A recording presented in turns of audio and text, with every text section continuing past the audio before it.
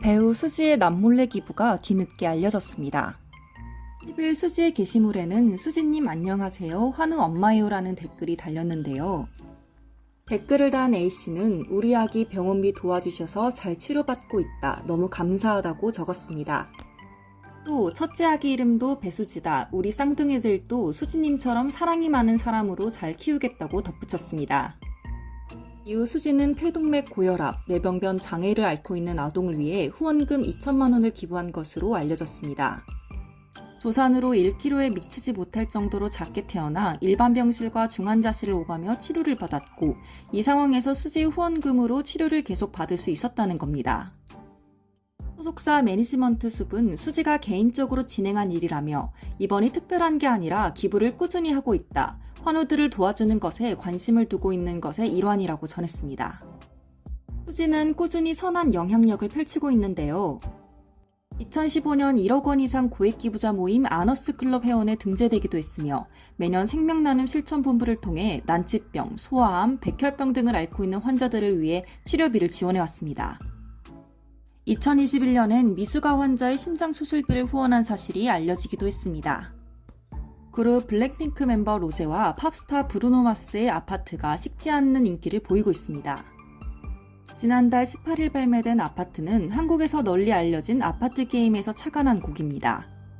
11일 미국 빌보드에 따르면 아파트는 빌보드 글로벌 200과 글로벌 차트에서 3주 연속 1위를 차지했습니다. 빌보드 메인 싱글 차트 핫 100에서는 13위를 했는데요. 8위를 기록한 것보다 하락했지만 3주 연속 톱 20 안에 무난히 진입하며 저력을 보이고 있습니다. 지난달 18일 공개된 뮤직비디오도 끊임없이 인기를 끌고 있습니다. 소속사 더 블랙레이블은 12일 아파트 뮤직비디오 유튜브 조회수가 지난 9일 3억 뷰를 넘었다고 밝혔는데요. 공개된 지 22일 6시간 만으로 K-팝 솔로 가수로는 최단 기록입니다. 로제는 이번 곡으로 K-팝 여성 솔로 아티스트 최초로 미국 스포티파이 1위와 글로벌 스포티파이 톱송 차트 1위에 등극하는 것은 물론 음원 공개 후 7일 만에 스포티파이 1억 스트리밍에 도달하며 K-팝 여성 솔로 아티스트 최단 기록을 갈아치웠습니다. 이 가운데 로제는 TVN 예능 유퀴즈에 출연합니다. 또 브루노 마스는 현재 2024 마마 출연을 논의 중입니다. 두 사람이 각종 한국 방송에 출연하며 또 어떤 모습을 보여줄지 기대가 쏠립니다. 로제는 다음 달 6일 첫 번째 솔로 정규 앨범 로지 발매를 앞두고 있습니다. 로지에는 타이틀곡과 아파트를 포함해 총 12곡이 수록되며 로제는 이번 앨범에서 전곡 작사 작곡에 참여합니다. 2025학년도 대학 수학 능력 시험이 14일 치러진 가운데 스타들의 응원 메시지가 이어졌습니다.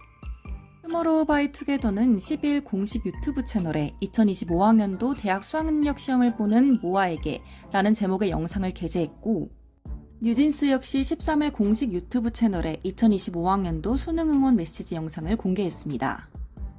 이들은 누구보다 열심히 노력한 수험생분들 고생 많았다고 전했습니다.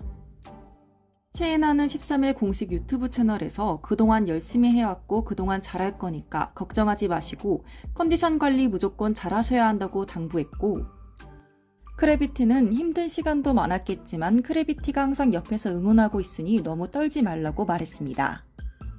템페스트는 하루 전날인 오늘 가장 긴장되고 떨릴 것 같은데 모두가 열심히 준비한 만큼 좋은 결과 있기를 바란다고 응원했습니다.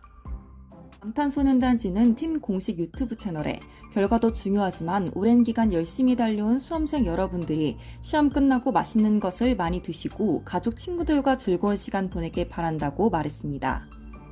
르세라핌 역시 팀 공식 유튜브 채널에 수험생 피아나 분들 긴 시간 노력한 만큼 최고의 컨디션으로 최선을 다하고 오시길 바란다고 전했습니다. 그룹 티아라의 왕따 논란이 재점화됐습니다.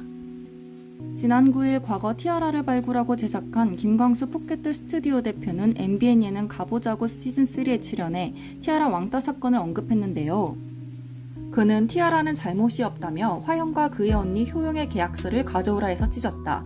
조건 없이 풀어줄 테니 나가서 일을 하라고 했다고 털어놨습니다. 이에 화영은 10일 자신의 인스타그램에 왕따당했던 내용은 사실이라며 티아라 새 멤버로서 기존 멤버에게 피해를 주지 않아야겠다는 강박을 갖고 멤버와 융합되길 노력했다. 그러나 기존 티아라 멤버들이 저에게 폭행과 더불어 수많은 폭언을 일삼았다고 폭로했습니다. 그러면서 12년 지난 그 이야기를 방송에 나와 실명까지 거론하며 왜곡된 발언을 한 저희가 뭐냐고 물으며 불편한 심경을 드러냈습니다. 효영 역시 티아라 시절 왕따가 맞았다고 언급했는데요. 그는 과거 아름에게 폭언한 사실에 대해 동생을 괴롭히지 못하게 하려던 결과가 저의 문자 사건이다. 아름에게 보냈던 문자에 대해선 일전에 사과했지만 여전히 미안한 마음이라고 밝혔습니다. 왕따 논란은 2012년 티아라 멤버들이 화영을 겨냥하는 듯한 트위터를 작성하면서 불거졌습니다. 당시 화영이 다쳐 일본 공연에 오르지 못해 멤버들이 동선을 다시 짜야 하는 상황이 생겼고 이 과정에서 불화가 생겼다는 겁니다. 이후 화영은 그룹을 탈퇴했고 티아라는 이미지에 큰 타격을 입었습니다. 당시 왕따설과 탈퇴로 일단락됐지만 12년 만에 논란이 커진 만큼 서로가 어떤 입장을 내놓을지 주목됩니다. 코미디언 김병만이 전처 폭행 혐의로 검찰에 송치됐다는 소식이 전해진 가운데 김병만 소속사는 사실이 아니라고 반박했습니다. 12일 스포티비 뉴스는 김병만의 전처 A씨와 인터뷰를 전했는데요. 인터뷰에 따르면 A씨는 김병만이 결혼 생활 동안 상습적으로 폭행을 저질렀고 현재 폭행 혐의로 검찰에 송치된 상태라 말했습니다.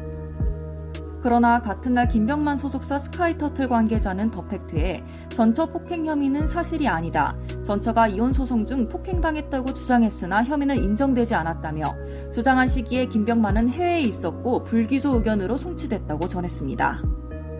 그러면서 김병만은 초혼이었지만 전처에게 아이가 있었고 당시 초등학생이었지만 현재 성인이 됐다. 이혼 소송이 끝난 후 재산 분할이 이어졌다며 현재 전처는 아이의 파양 조건으로 30억 원을 요구하고 있다고 덧붙였습니다. 이 가운데 A씨가 김병만의 이름으로 수십 개 생명보험에 가입한 사실이 알려졌습니다. 김병만 법률대리인 임설아 변호사는 13일 유튜브 채널 연예뒤통령 이진호에 출연해 폭행 주장의 사실무근이라며 A씨가 김병만 명의로 가입한 보험이 24개고 대부분이 사망보험이라고 폭로했습니다.